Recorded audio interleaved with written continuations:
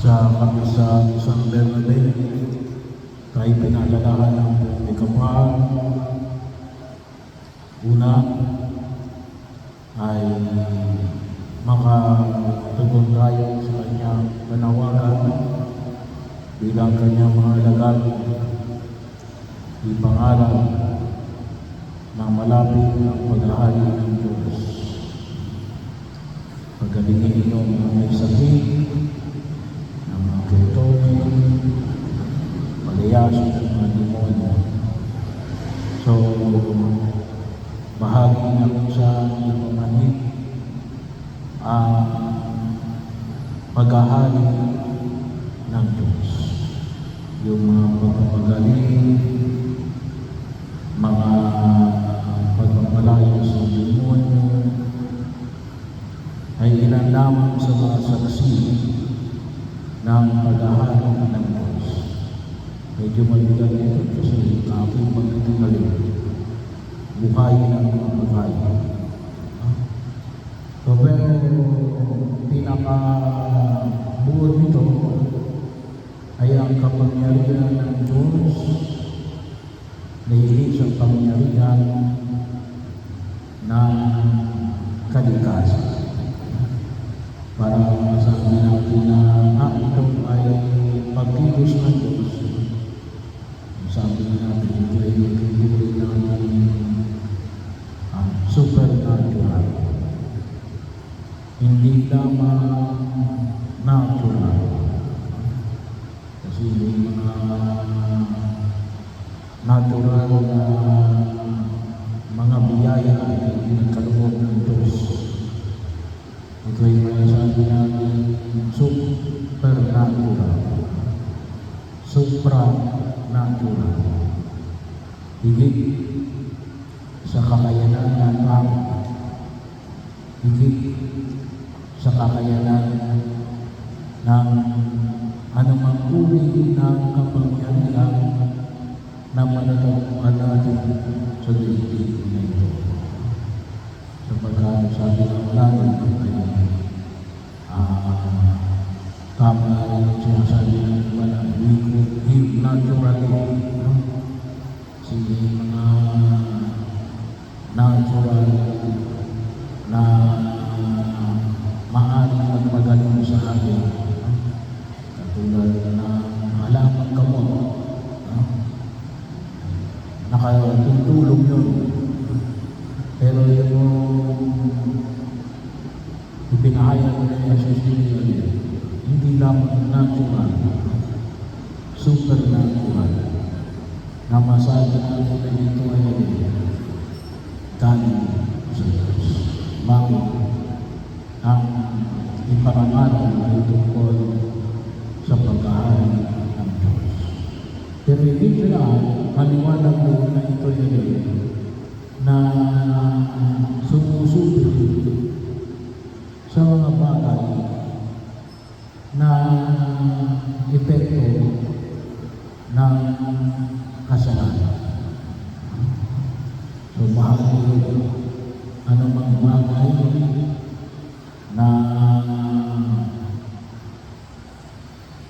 dulot ng kasalanan at ang epekto nito ay kaya katulad ng yung sakit.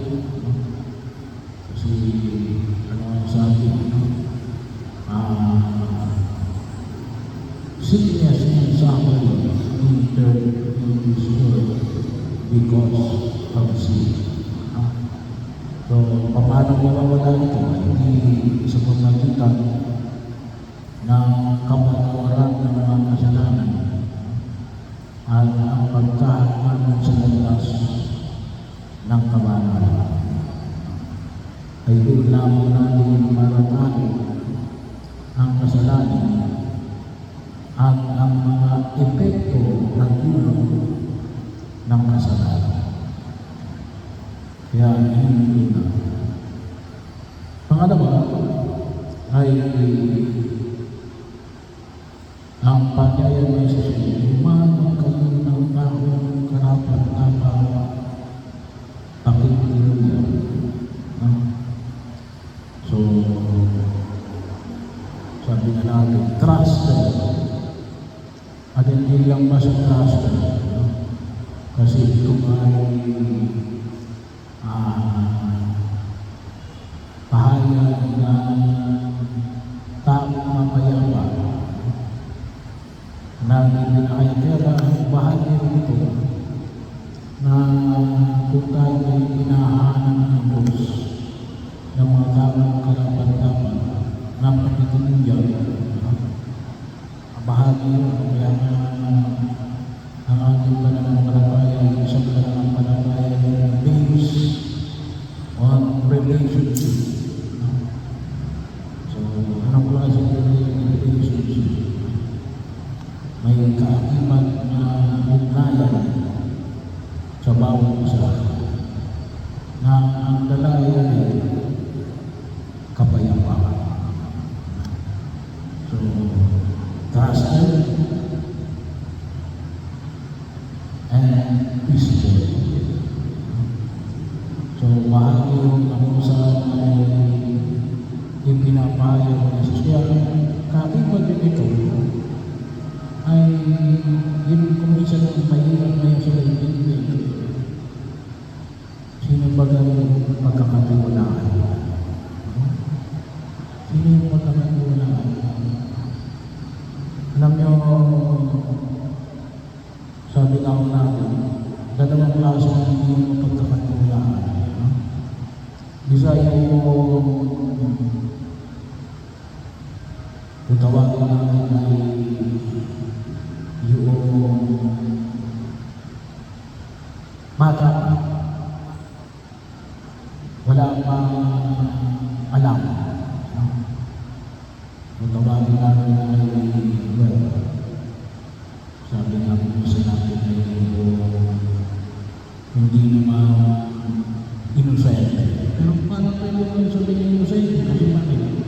Ay tatanga-tanga pa. Hindi niya maalam. Walang umuwan. Bahagi. Kasi kung minsan pag sinabi natin inosente, walang kasalanan. Ngunit yung yung walang sapat na kaalaman. Kasi maaari hindi paabot na kanyang kaisipan. Yung sense of maturity. Kasi sa pagtapos sa sarili ito, ang tao ay hindi naman kagad yan, mature yan. Ano? Ang bawat isa ay siguro magandang salita, kulang sa pagtutulog. Anong sample ng kulang sa pagtutulog? Yung walang sense of responsibility. Paano masasabi mo ng sense of responsibility? Hindi umaamon. Bahagi yun sa kanyang simbahan. Sino nakasira nito? Wala nga amon. Kasi siguro, sapagkat tayo marami. Plain lang, mayroong bahagi na nasira dyan sa choir. Sino may gawa nito? Walang umahali. Kahit na kuminsan, makita ako natin, ba't ayaw umami? Ba't ayaw yung maging responsable? Ikaw naman talaga na nakagawa. Kasi sense of maturity, ako ang umami. Ako ang nakasira. Kapag inamin mo yan, siyempre, ano yung kakibat doon? Kagawa ko ng paraan yan. Kasi ako nakasira. Yung tinatawag natin, nahubog para masabi natin na itong tao ito ay mature. Mature. So, ibig sabihin, baka mamaya din kasi, ay baka yung lipunan at yung sambayanan na kinabibilangan natin, baka hindi natin hinuhufo. Ayaw mo sa inyo, sa pamilya ninyo. So Kung bahagi mo yun, well, of course, tratado tayo kasi ay may kakibat yun na marumuse. No? Pero that is what is responsibility is all about. No? Ako nagkamali, pananagutan ko. No? Kaya marami na hindi nananagot at marami na hindi umaamin. No? Bahagi na. No? So isa yun. Kasi hindi nahubog. No? Hindi nahubog ng kanyang pamilya at ng lipunan na kinabibilangan niya. No? Pangalawa, yun, hindi naman na, pero iba talaga yan ay talagang bahagi na kung saan ang ating tao natin, siguro ngayong panahon na ito. No? Sabi na natin ay meron ngayong sinasabi sa iyo, si walk mentality. No? Walang pakialam. Bahagi ho na kung saan ay kasi hindi naman lalo lang hindi lang sila yung maapektuhan. Baka akala nila ay walang sense of justice. Kaya pasensya na kayo kung minsan binabahagi yung elemento ng katarungan. Kasi hindi ko minsan yung rin ang ginagalawa natin. At ito rin ko minsan yung sa kultura ng Pilipino. Ano yun? Baka makalusot. Gustong lumusot. Nung pinatupad yung NCAP, anong ginawa ng iba? Nilagyan ng tape yung kanilang mga plate number. Bakit? Gustong lumusot. Gustong hindi sila maka-responsible. So bahagi ko siguro, alam na nila, aware na sila. Pero yun kuminsan no? Yung tawag na kuminsan yung kasabihan natin, yung 11 utos. Ano yung 11 utos? Huwag kang pahuhuli ng buhay. No? Nandoon bahagi yun na kung saan kuminsan ay nakaka-apekto sa pagkilos natin bilang pagtugon sa panawagan ng Poong Kapal. At yun ang mga tao na anong sabi ko ni Jesus, huwag nang kukunin yung mga yun.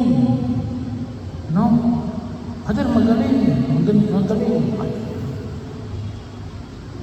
Kukunin mo yun kahit na magaling. Walang sense of responsibility. Kukunin mo yun kahit na magaling. Walang sense of justice. Void of character. Void of Christian character. Una doon, maliwanag na sinabi ni Jesus. Bahagi yun na kung saan ay pinamamanig sa atin.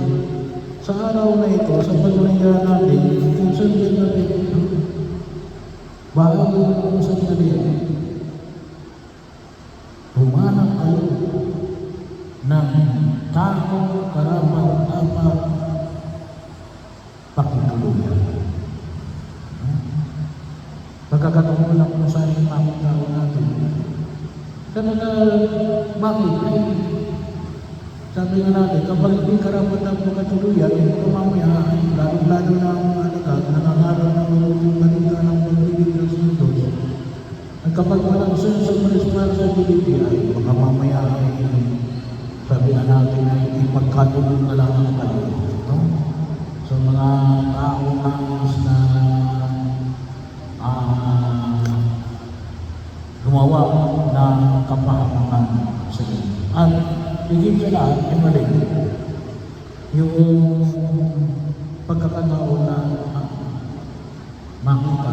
Kasi sabi lang natin ay yung pagkakataon na kung saan yung mga tao na mayroong integridad sa lipunang tinatanawan para magkaroon na rin kasi hindi ka makilala doon sa lugar na yun. No?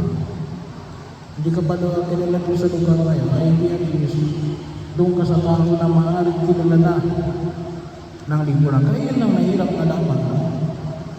Paano ka kukuha ng mga taong mapagkakatiwalaan?